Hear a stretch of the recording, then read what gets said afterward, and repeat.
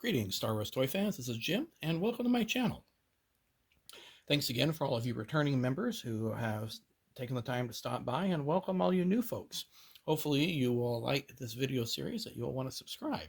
What is the video series? Well, the video series happens to be a comparison of the vintage Kenner line of Star Wars action figures to those produced by Hasbro that I have in my collection.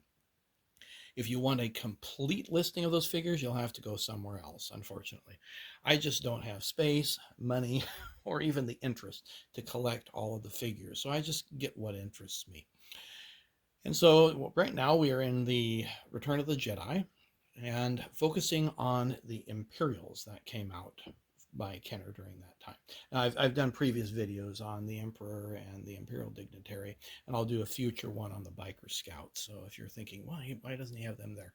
Because I'm going to devote a whole video to the Biker Scouts. Let's start here on the left with the Imperial Gunner. This is one that I did not have in my childhood. I wish I did because it's so cool looking. I ended up picking it up a few years ago, and it wasn't cheap, I'll tell you that. If you follow prices on these guys, if they have the weapon, they can go for quite a bit of money. He's got some wear there with the Imperial symbol, but overall, it's a nice shape. I mean, it's got very stiff joints and the head moves, and he can fully sit. That's something that I love because then you can put him in the Death Star, and he actually can sit in the chair just fine. Now, the weapon happens to be a reproduction weapon, and I know there are some folks out there that poo-poo the reproduction weapons, but in my opinion, if it looks like a duck and it sounds like a duck, then it's a duck. And so we'll do the float test here, and you can see that, by golly, it does float. Now we'll do a comparison of that between the AT-ST gun. So there you go. You can take a look at the black one, which is the Imperial Gunner, and the AT-ST gun, which is an original Kenner gun that I got from my childhood. They look pretty much the same. Well, what if you plan on selling it? Well, I don't. Well, what if you die and then the weapon, your spouse sells it, or you give it to your kids and they don't know? Well, I generally keep a record of that, but that's on their conscience. So these reproductions, they're a thing to stay. And I look at it kind of like a reproduction part on an automobile. I've got a 1927 Model T that wouldn't be running without reproduction parts. Does that devalue it? No, not at all. In fact, it adds to the value because it runs.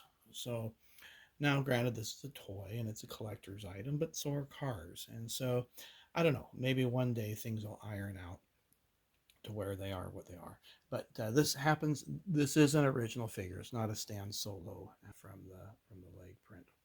And I think Stan Solo does a great job. And speaking of Stan Solo, let's take a look at the Death Star droid. Now, I included this one because Hasbro also produced a Death Star droid. Kenner did not. And he did this in the same vein that Kenner did with the Death Star droid, the silver one. I believe that happens to be a plastic rivet, and you can see it says SS there on the leg. He can fully sit. He's got 5 points of articulation. It's just a beautifully done figure, and it was a gift from my wife for Christmas, so I was absolutely thrilled to have that. This Death Star droid I'm really disappointed with. This came out with the Power of the Force 2 series in 1998. And it was like one of 4 that it was like a special thing through, I don't remember, was it Goschocks or one of those stores that I got it through. He actually fell apart. The whole body just split in half. And I ended up having to re-glue the arm in. I should probably get a new one, but I don't particularly like the sculpt. I think there are better versions out there of it. Now, I don't know how many that Hasbro produced of the Death Star droid, but when it comes to the Imperial Gunner, there are only 3 different versions that Hasbro has produced of that figure. Now let's turn our focus over to the Scout Walker driver, or the AT-ST driver. This is my childhood one, and has the original weapon with it. When I was in high school when I got this figure, so he didn't get a lot of play. You can see the Imperial emblem is really well there on the shoulders. It's a really nice sculpt overall. Stands well, holds the weapon well. 5 points for articulation, so the head's turned. You can fully sit. And I bring that out in all of my videos because as a kid, That was important. You wanted your figures to be able to sit in their ships. If they can't sit, that's a problem with me. But yeah, he sits really well in the Scout Walker. Now, moving to the Hasbro version, this came out in 1997 with the Power of the Force 2. He almost stands really well. And this is one of those that I actually like the sculpt of.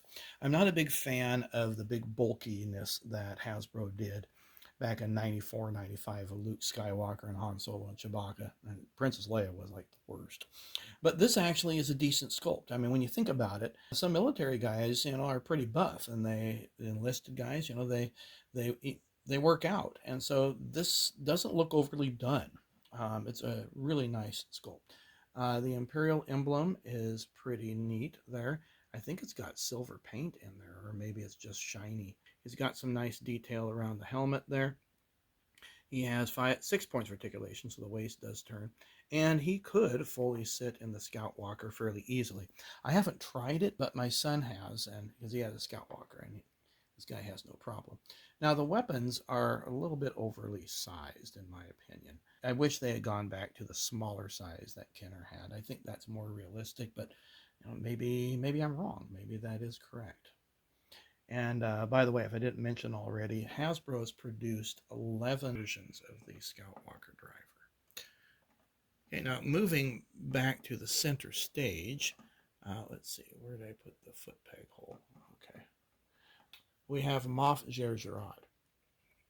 Now, I'm glad Hasbro produced this figure. Then they've only done, let's see, 3 different versions of this. This is the Saga version that came out in 2004. And he really played a key part in the Return of the Jedi.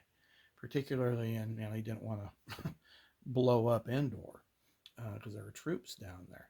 And there's a deleted scene that you guys should check out where he's going back and forth with his conscience. He's got several points of articulation. Of course, the head turns, the waist turns. He can't sit whatsoever. The jacket gets in the way, and the legs don't turn at all. Now, the shoulder arm moves up here, and then he's got this really weird rotation at the elbow, which, it kind of works, but when you do this, it's like he broke his arm. I wish they would just have left that out. The wrist turns, and that's, in my opinion, all they needed to do. But nonetheless, I'm glad that we have this figure. Now, clear in the back, we have some of the astromech droids. I unfortunately don't have any Stan Solo versions, but I do happen to have the Hasbro versions.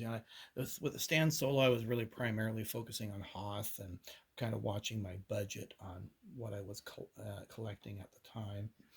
And now, according to Tony at Analog Toys, their original factory got shut down. And so all those molds, which are the astromech droids, stayed there. And so now those prices are skyrocketing on eBay. So on the left, we have R5J2, and this was the Battle of Endor. The head turns, and you'll see that it has this little antenna that goes up. This is very similar to the Hoth R5 droid. I think that's R5M2, if I'm not mistaken. Has wheels on the bottom. I love that aspect of it. And that's pretty much it. The center leg does not retract. Now, this happens to be R2Q5, also from Return of the Jedi. And the head does click. The middle leg does fully go up, and he does not have roller wheels on the bottom, but he can stand like so, and then it came with this hologram of the Death Star. Well, I hope you enjoyed this video. Please give it a thumbs up if you did. Subscribe to the channel if you're new, and we will see you on a future video.